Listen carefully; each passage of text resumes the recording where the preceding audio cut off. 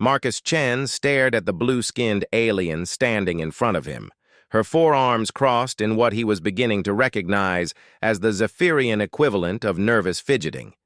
The translation device around her neck flickered as she spoke, converting her melodic language into choppy English. "You must understand, Marcus of Earth. My clan elders have decided. You will be my life partner, or they will declare war on your species."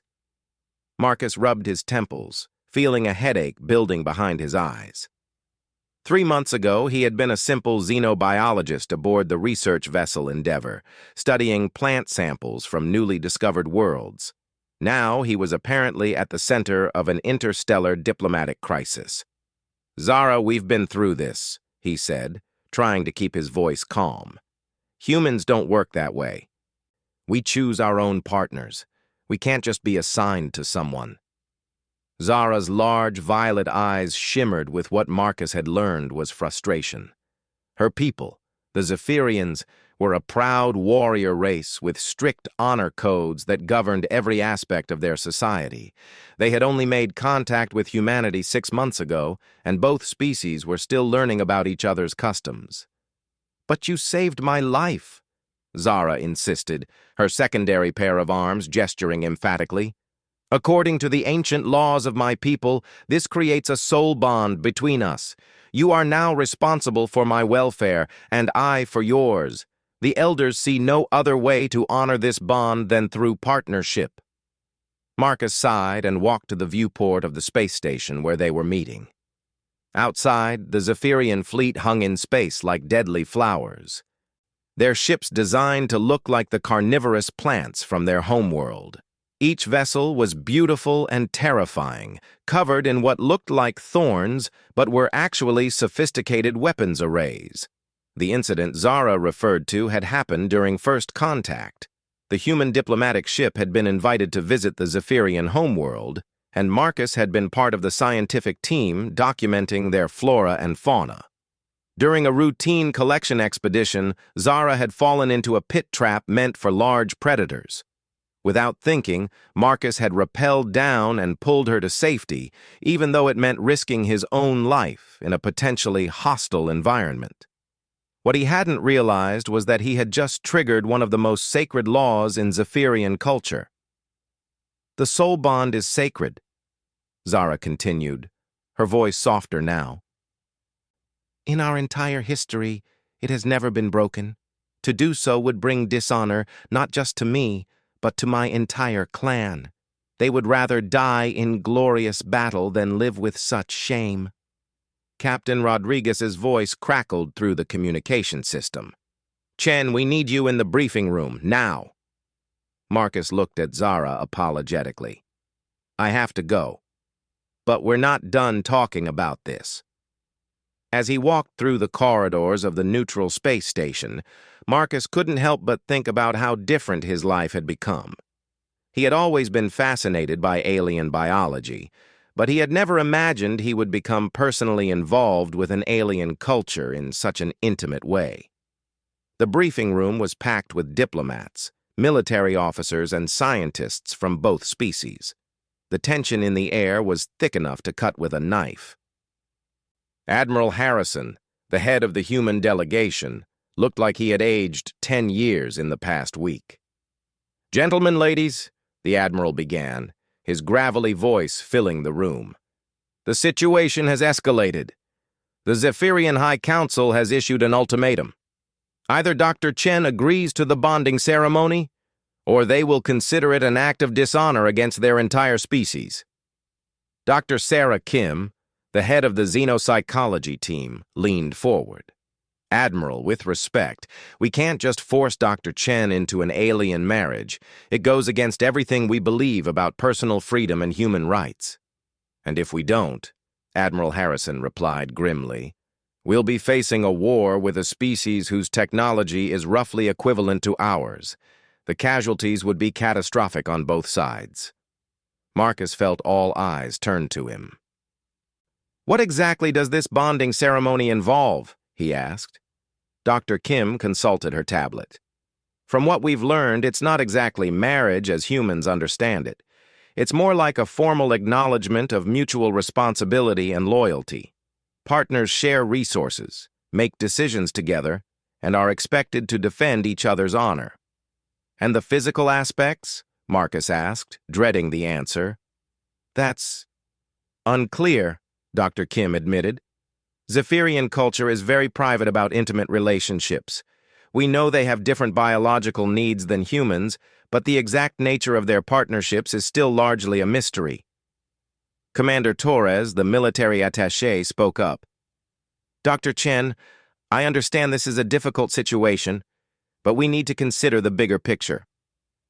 The Zephyrians control 3 star systems that are rich in rare minerals we need for our technology. A war with them could set back human space exploration by decades. Marcus stood up abruptly.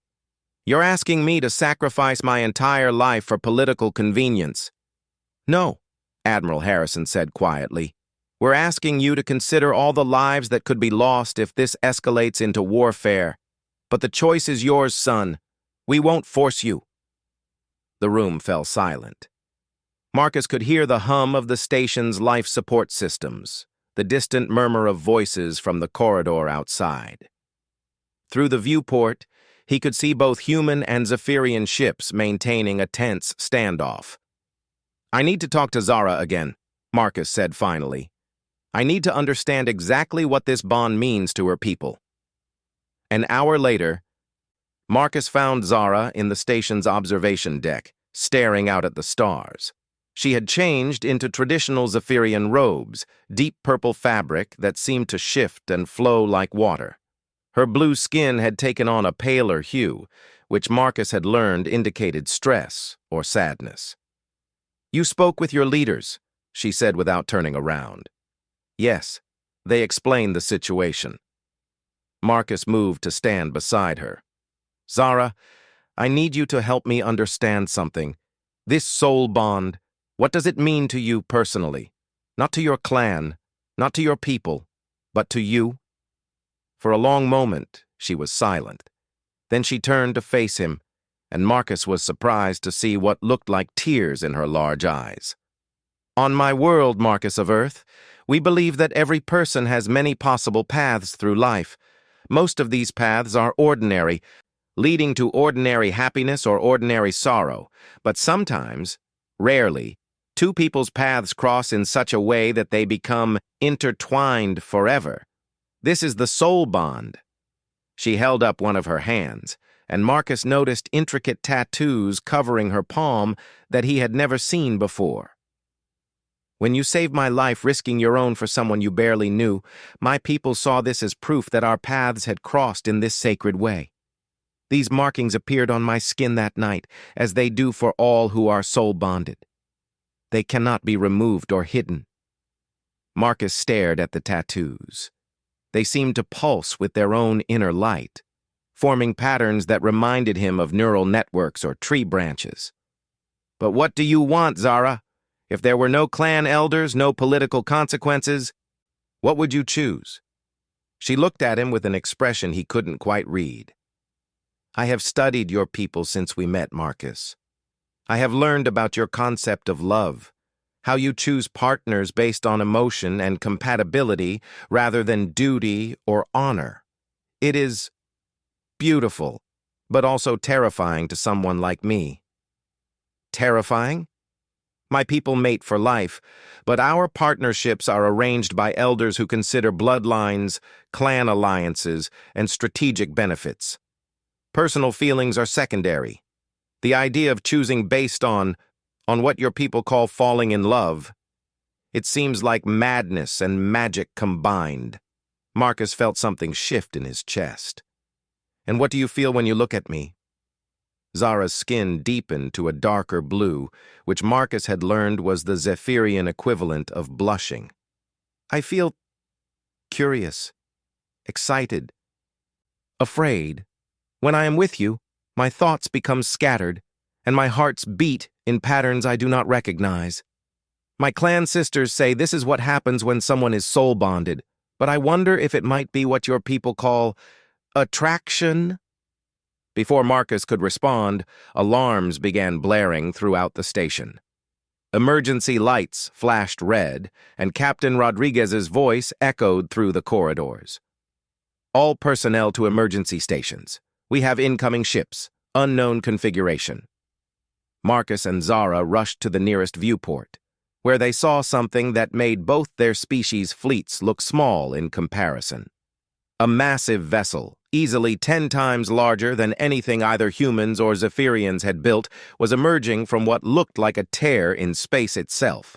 The ship was unlike anything Marcus had ever seen. It seemed to be grown rather than built, with organic curves and surfaces that pulsed with bioluminescent patterns. As it settled into a position between the human and Zephyrian fleets, smaller ships began emerging from ports along its sides. "What is that?" Marcus whispered. Zara's face had gone completely pale. "The Devourers," she said in a voice barely above a whisper. "But that's impossible. They're just legends." "What are Devourers?" "Ancient enemies of my people. They consume worlds, strip them of all life and resources. My ancestors fought a war against them thousands of years ago, barely winning by destroying their own homeworld to deny them its resources." The communication system crackled to life, but instead of Captain Rodriguez or Admiral Harrison, a new voice filled the station. It was melodic, but somehow wrong, like a beautiful song played on broken instruments. "Greetings, young species. We are the Collective. We have been observing your quaint territorial dispute with great interest. The Zephyrians in particular have caught our attention.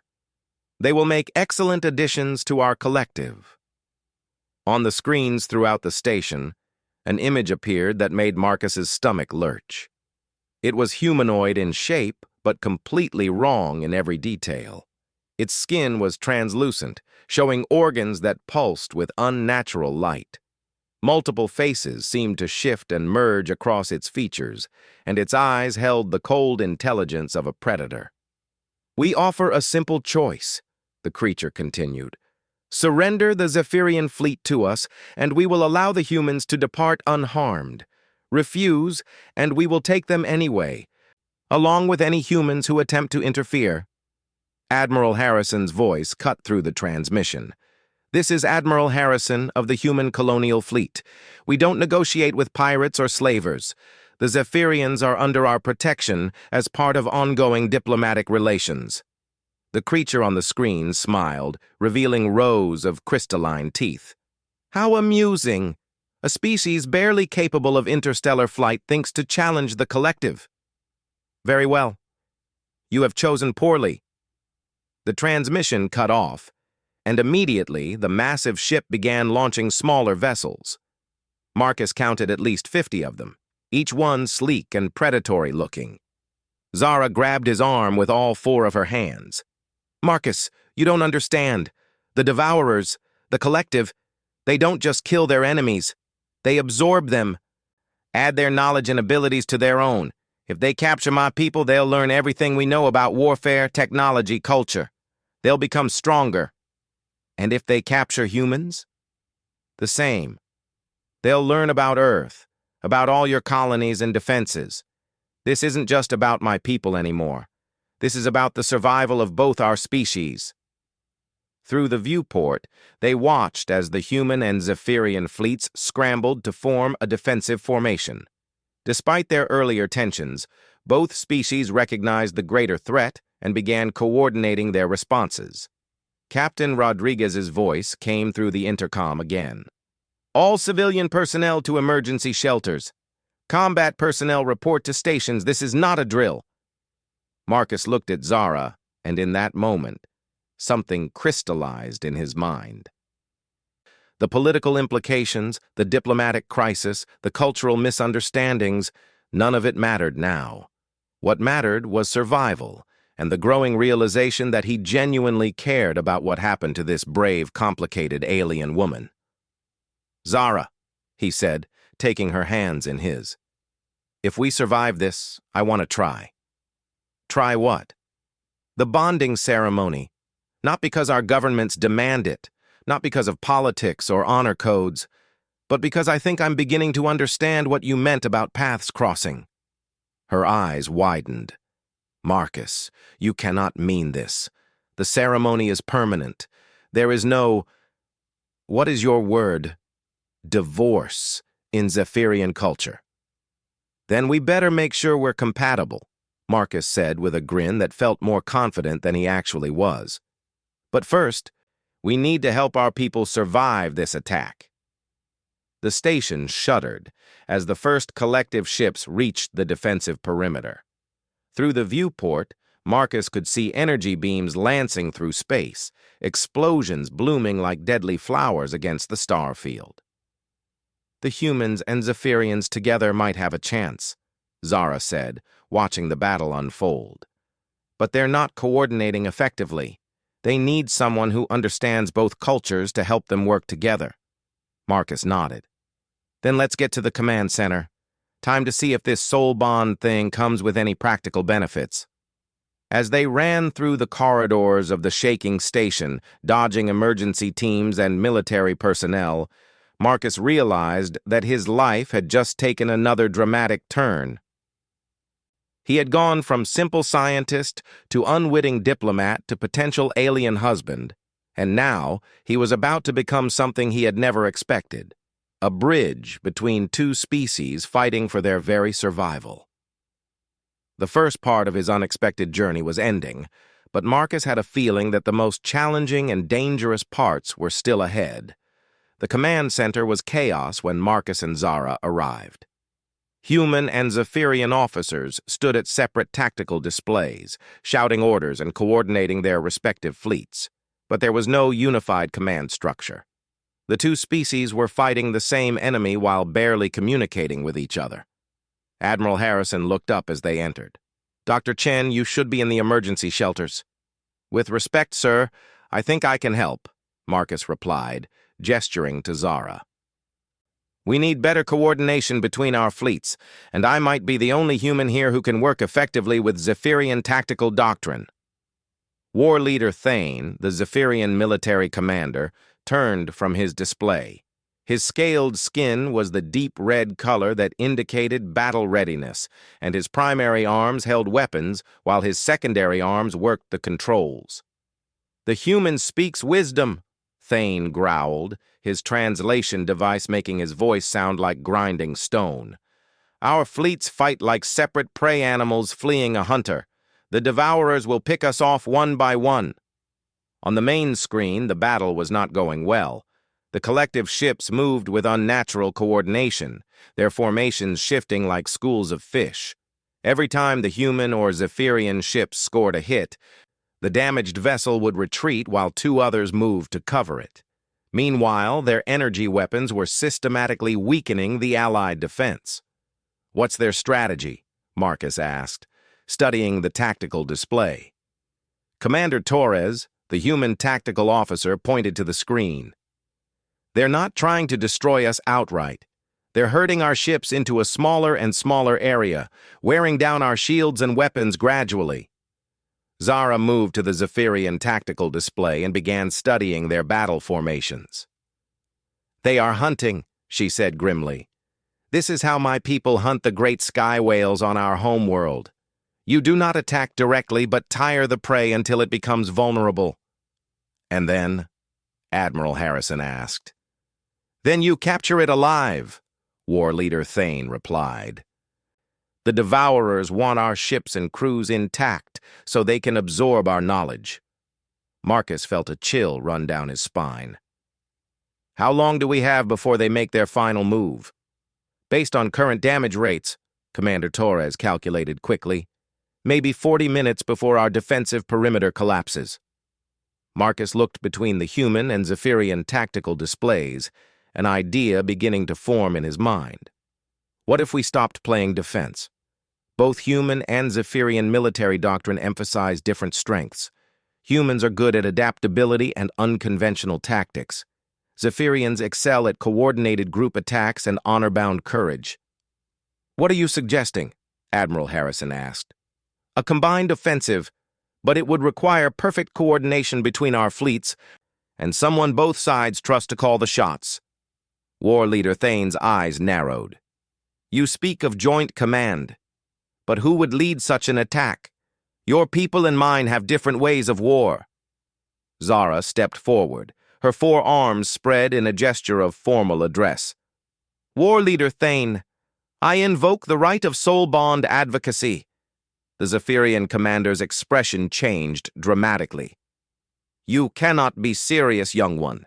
The right has not been invoked in over 3 centuries. What's the right of soul bond advocacy? Admiral Harrison asked.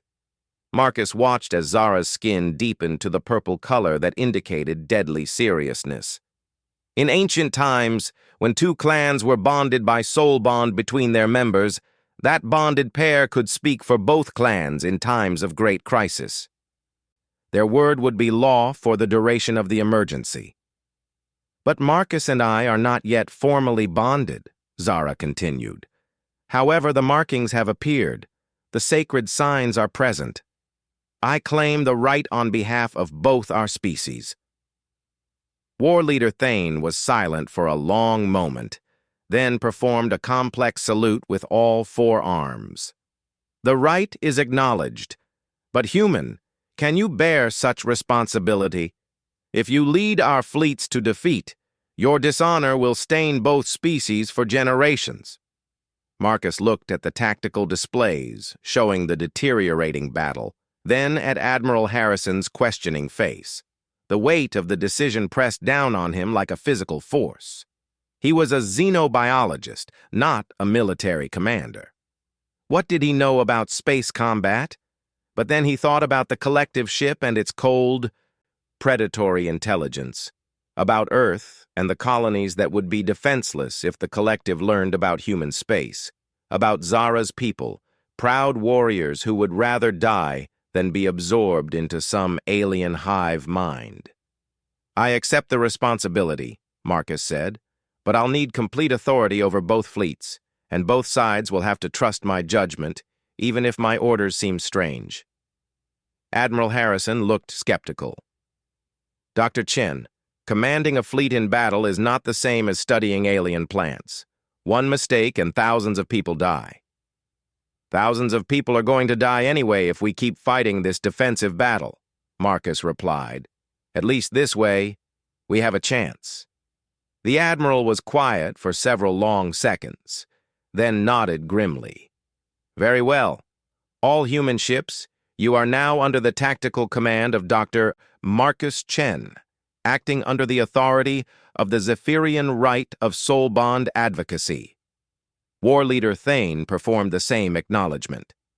All Zephyrian vessels will obey the commands of Marcus bonded to Zara, speaker for both peoples. Marcus took a deep breath and approached the combined tactical display that showed both fleets.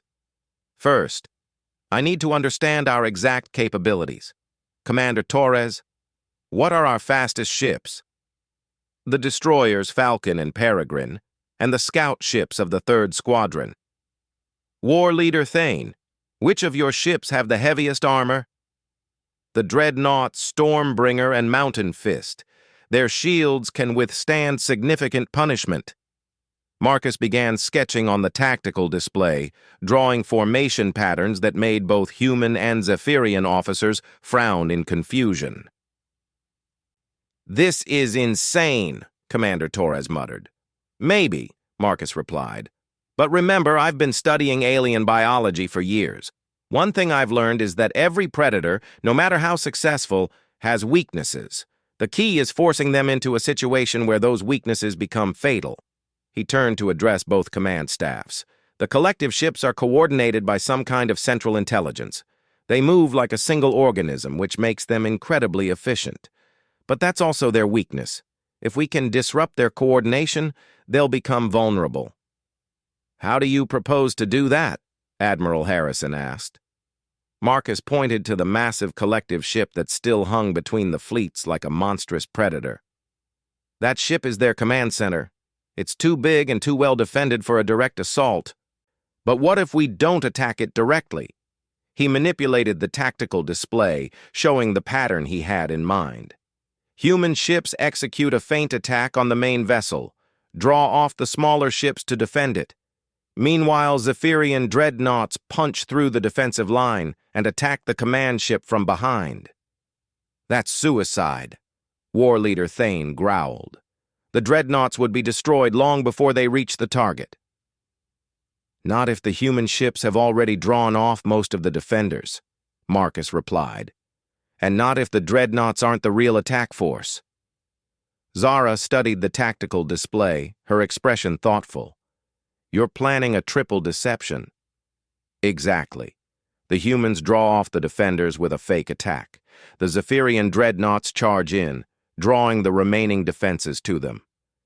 But the real attack comes from the combined fast ships, moving in behind the dreadnoughts and using their cover to get close enough for a killing blow." Commander Torres was shaking his head. "The timing would have to be perfect. One mistake and the whole thing falls apart." "Then we better not make any mistakes," Marcus replied. He activated the fleet communications system. "All ships, this is your tactical commander. We're going to do something the collective won't expect. We're going to attack."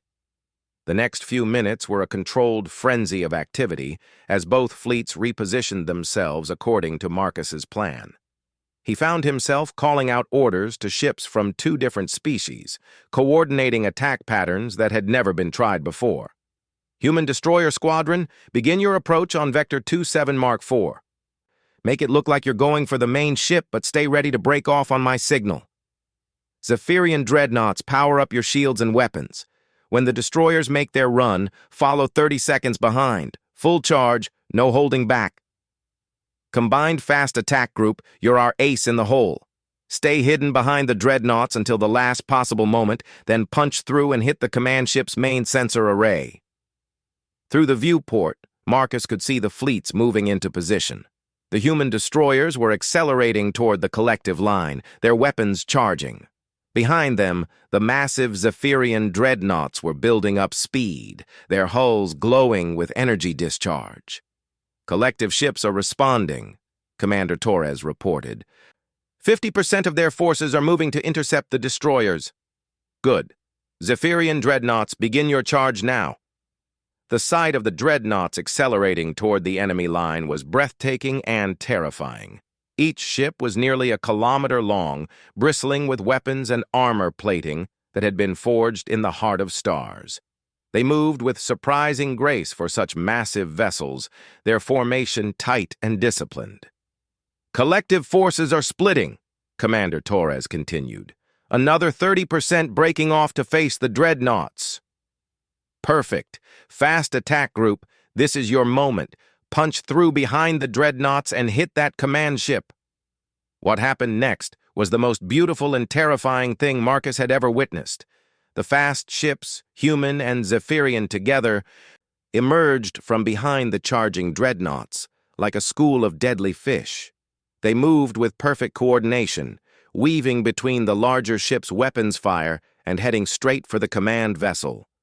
The collective ship seemed to realize the danger at the last moment. Its remaining defenders tried to reposition, but it was too late. The fast attack group reached the massive ship and began concentrating their fire on a single point on its hull. "Target the sensor array," Marcus commanded. "That's their brain. Cut off their ability to coordinate and they'll be helpless." Energy beams lanced out from dozens of ships, all focused on the same target. The collective ship's shields flared and then collapsed under the concentrated assault. The sensor array, a massive crystalline structure on the ship's dorsal surface, began to crack under the bombardment. "It's working," Zara breathed beside him. "The smaller ships are losing coordination." On the tactical display, Marcus could see the effect immediately. The collective ships, which had moved with perfect unity just moments before, were now operating independently. Some were trying to return to defend their command ship, others were continuing their original attacks, and a few seemed to be moving in random patterns. "All ships press the attack. Target of opportunity, but prioritize their engines and weapons. We want them disabled, not destroyed." The battle turned into a rout.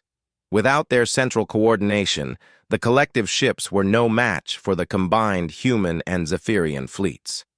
Within minutes, most of them had been disabled or forced to retreat. The massive command ship tried to escape, but the damage to its sensor array had apparently affected its navigation systems as well. It moved sluggishly, unable to coordinate with its escorts. War Leader Thane, can your dreadnoughts disable that ship without destroying it? Marcus asked. We can cripple its engines, the Zephyrian commander replied. But why do you not wish it destroyed? Because we need information. If the collective has done this to other species, we need to know about it, and we need to understand their technology so we can defend against future attacks. The dreadnoughts moved in, their massive weapons precisely targeting the command ship's engine systems. Within minutes, the enormous vessel was dead in space, unable to move or fight.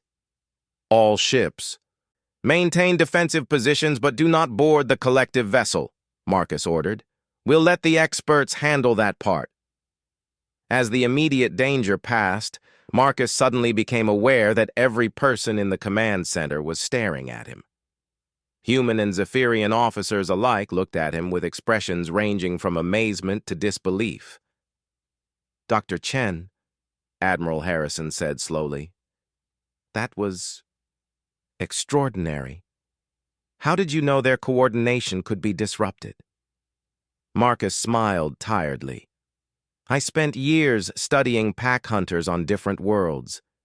The more tightly coordinated a group is, the more vulnerable they become when that coordination is broken. It's a basic principle of behavioral biology. War Leader Thane approached and performed a complex salute. Marcus bonded to Zara. You have led our peoples to victory against an ancient enemy.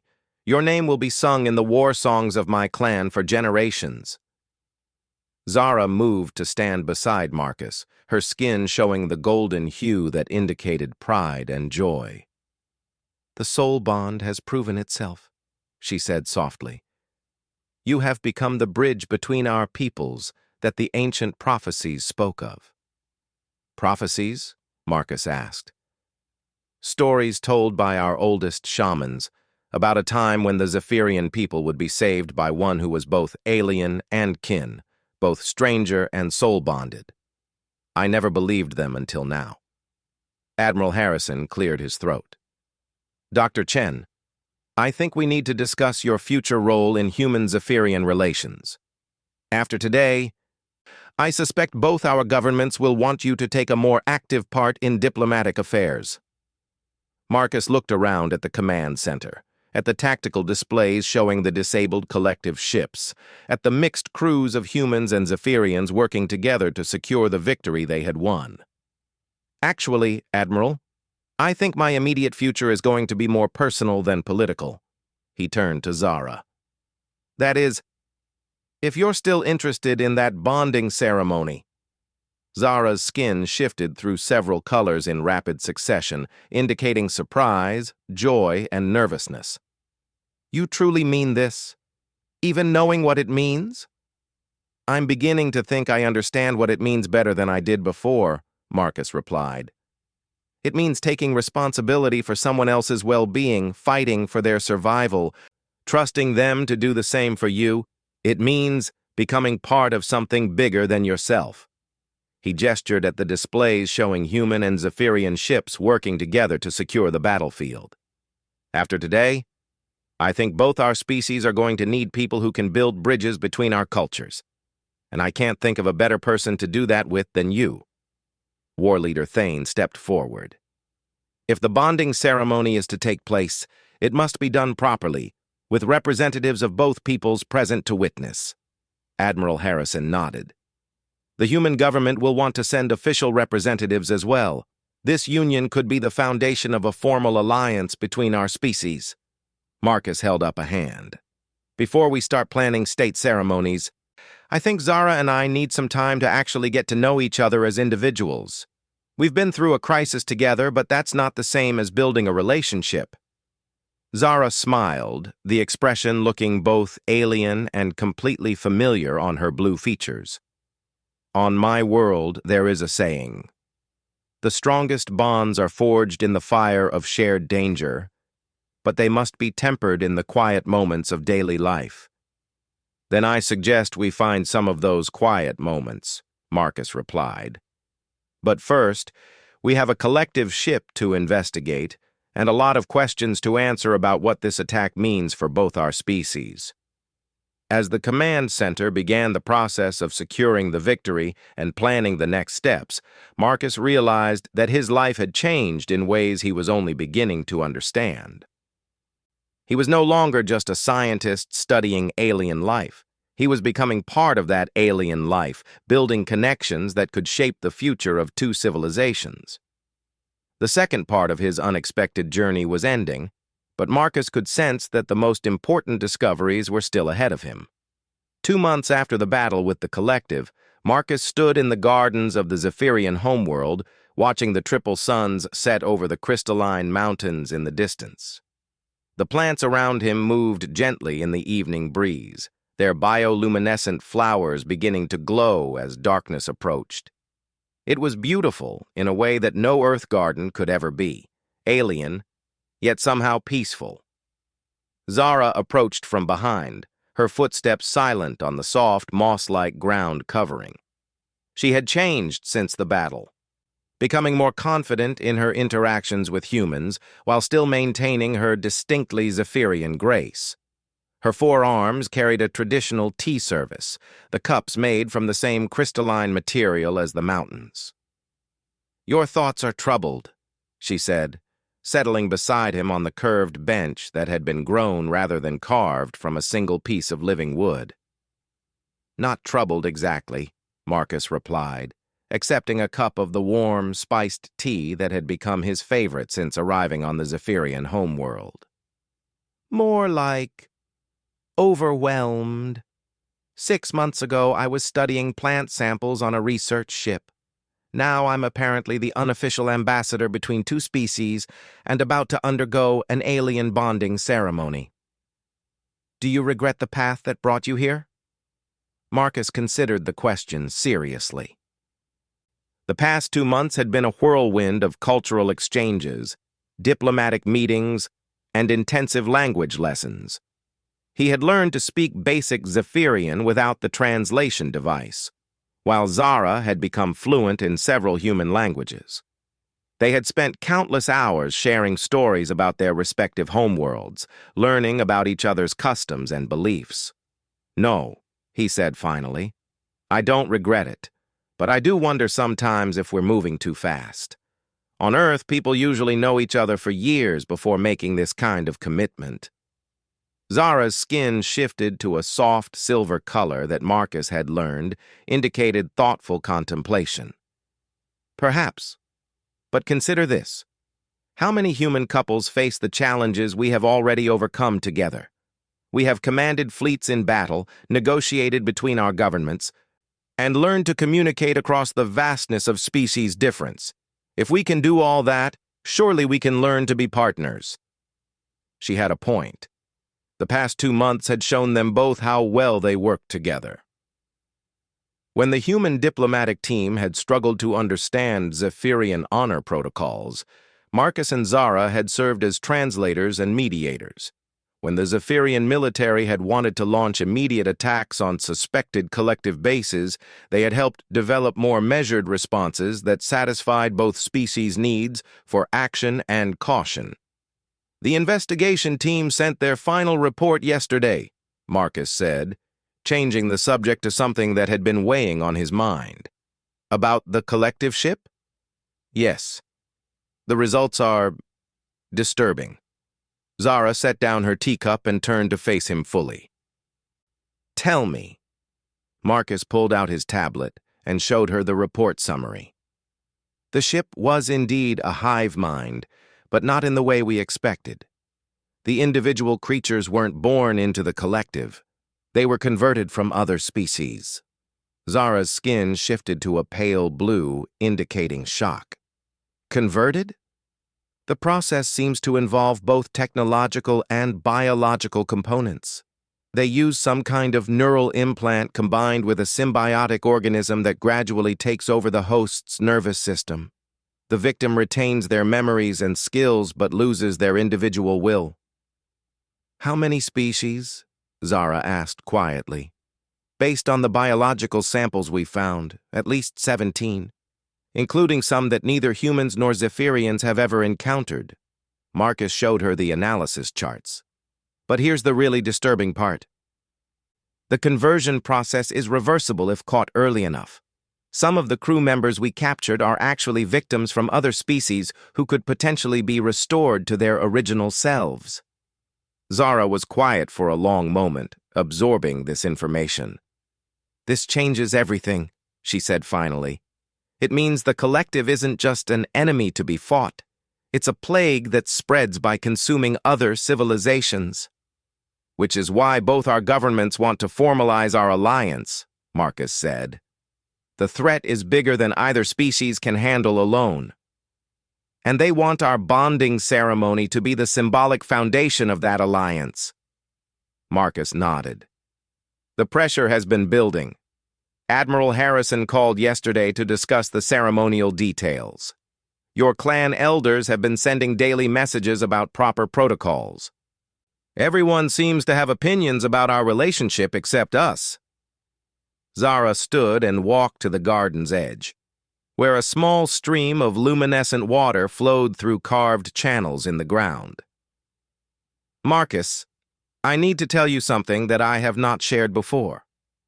The serious tone in her voice made Marcus join her by the stream. "What is it?" "The soul bond markings that appeared on my skin after you saved me. They are not the same as those described in our traditional texts." "What do you mean?" Zara held up both her primary hands, showing him the intricate patterns that covered her palms.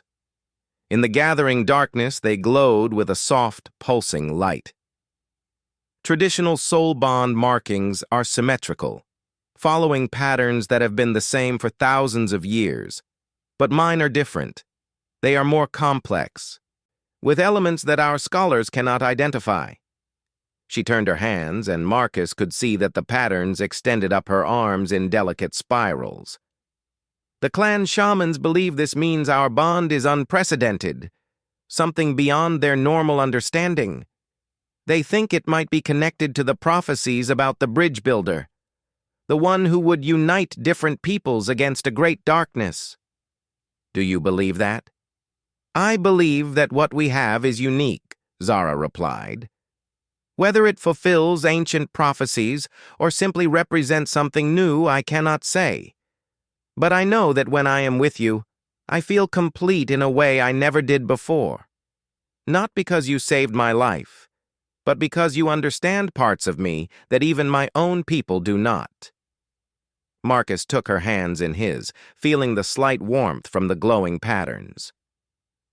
"I feel the same way. When we were commanding the fleets, when we were solving problems together, it felt like we were one mind working through two bodies." "Then perhaps the timing does not matter," Zara said. "Perhaps what matters is that we both choose this path willingly, not because of political pressure or cultural demands, but because we want to see what we can become together."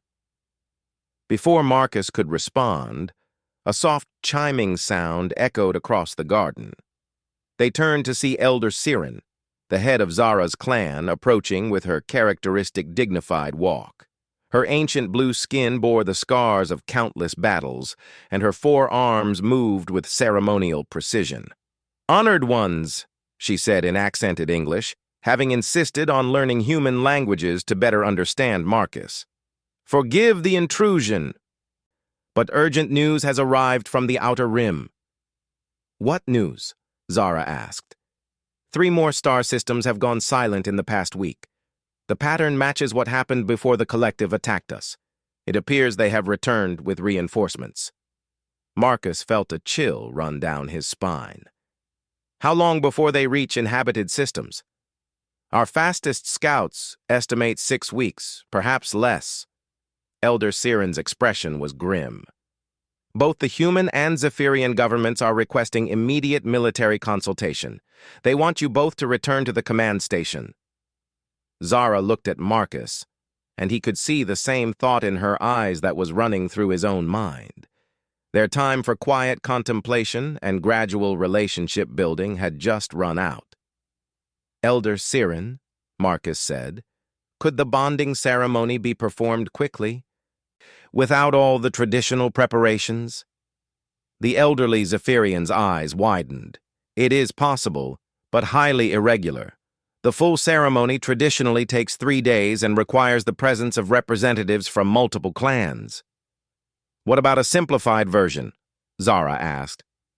Something that would satisfy the legal requirements but could be performed quickly. Elder Siren was quiet for a moment, clearly thinking. There is the ritual of immediate bond, used in times of war when warriors might not survive to complete the full ceremony. It requires only the presence of one elder as witness and the exchange of the sacred vows. Marcus looked at Zara. What do you think? I think, Zara said slowly, that if we are to face this threat together, we should do so as bonded partners. Not because our governments demand it, but because we choose it.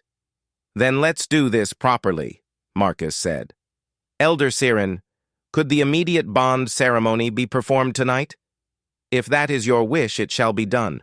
But are you certain? Once the bonds are spoken, they cannot be undone. Marcus took Zara's hands again, looking into her large, violet eyes. I've never been more certain of anything in my life. 2 hours later, they stood in the sacred grove at the center of the Zephyrian capital city.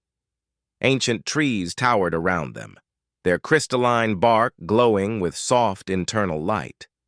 Elder Siren had changed into ceremonial robes that seemed to be made of starlight, and she carried a staff carved from the horn of a great beast. Despite the simplified nature of the ceremony, word had somehow spread throughout the city. Hundreds of Zephyrians had gathered at the edge of the grove, along with members of the human diplomatic mission who had been on the planet for trade negotiations. This is more attention than I expected for a simplified ceremony, Marcus whispered to Zara. The bonding of the bridge builder is not something that happens in secret, she replied.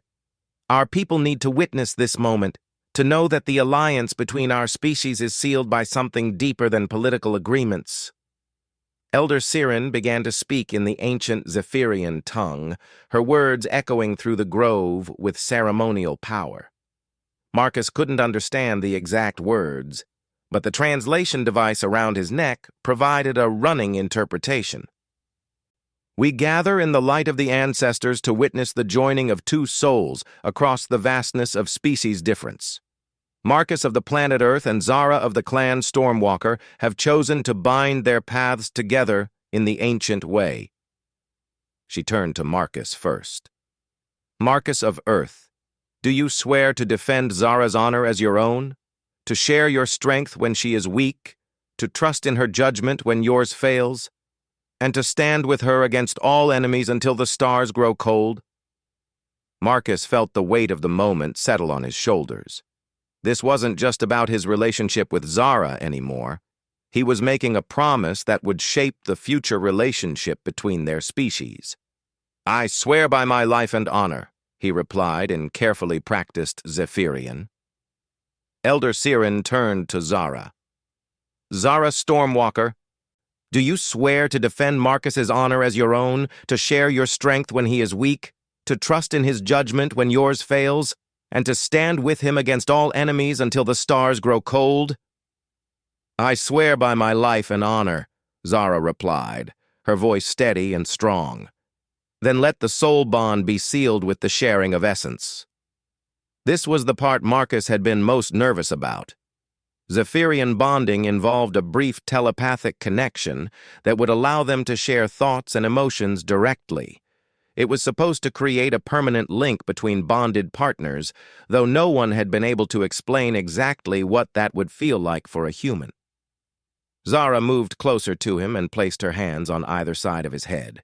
Her skin was warm, and the glowing patterns on her palms pulsed with increasing brightness. Marcus felt a strange tingling sensation, and then the world exploded into sensation. Suddenly he could feel Zara's emotions as clearly as his own. Her nervousness about the ceremony, her deep affection for him, her fierce determination to protect both their species from the collective threat. More than that, he could sense her thoughts, her memories, her hopes for their future together. At the same time, he felt his own thoughts and emotions flowing to her. She experienced his wonder at the beauty of her world, his growing love for her, his fears about being adequate to the challenges ahead of them. The connection was intimate beyond anything he had ever experienced, and yet somehow not invasive. It felt like coming home. The sensation lasted only a few seconds in real time, but when it ended, Marcus felt fundamentally changed. He could still sense Zara's presence in his mind, a warm constant that he somehow knew would never completely fade. "It is done," Elder Siren announced. "Let all witness that Marcus of Earth and Zara Stormwalker are now soul-bonded, their paths joined until the end of time." The gathered crowd erupted in celebration. Zephyrians sang complex harmonies, while humans applauded and cheered. But Marcus barely heard them. He was looking at Zara, seeing her face with new eyes, feeling their connection like a steady heartbeat in his mind. "How do you feel?" she asked, softly. "Complete," Marcus replied without hesitation. "Like I've been missing a piece of myself my entire life and just now found it." Zara smiled, and through their new connection, he could feel her joy and relief. "The bond is strong," she said. "I can sense your thoughts at the edges of my mind, but they do not overwhelm my own. This is how it should be." Admiral Harrison approached them, his expression mixing congratulation with urgency. "Congratulations, Dr. Chen, but I'm afraid the celebration will have to be brief. We've received new intelligence about the collective movements. They're not just returning with reinforcements, they're bringing something new." "What kind of something?" Marcus asked, though he was already dreading the answer. "A ship 10 times larger than the one we fought before. Our scouts estimate it's the size of a small moon, and it's heading directly for Earth." Marcus felt Zara's concern through their bond, along with her fierce determination to face this new threat. He realized that their bonding ceremony hadn't been the end of their adventure together. It had been the beginning. "How long do we have?" Marcus asked. 4 weeks, maybe 5, Admiral Harrison replied. "Both our governments want you and Zara to lead a joint task force to develop defense strategies." Marcus looked at his new life partner, feeling her strength and intelligence flowing through their connection. Together, they had defeated the collective once before. Now they would have to do it again, but this time, the stakes were even higher. "Then we better get started," Marcus said, taking Zara's hand. "It looks like our honeymoon is going to have to wait." As they walked from the sacred grove toward the spaceport where their transport was waiting, Marcus reflected on the incredible journey that had brought him to this point. He had started as a simple scientist studying alien plants and was now the bonded partner of an alien warrior, joint commander of an interspecies fleet, and possibly the only hope for preventing a catastrophe that could destroy both their civilizations. It wasn't the life he had planned, but as he felt Zara's presence in his mind and saw the determined expressions of both human and Zephyrian crew members preparing for the challenges ahead, Marcus realized it was exactly the life he wanted. The third part of his unexpected journey was ending, but through his bond with Zara, Marcus could sense that their greatest adventures were still to come. Together, they would face whatever the universe threw at them, 2 souls joined across species and space, building bridges that could unite entire civilizations. Their story was far from over. It was just beginning.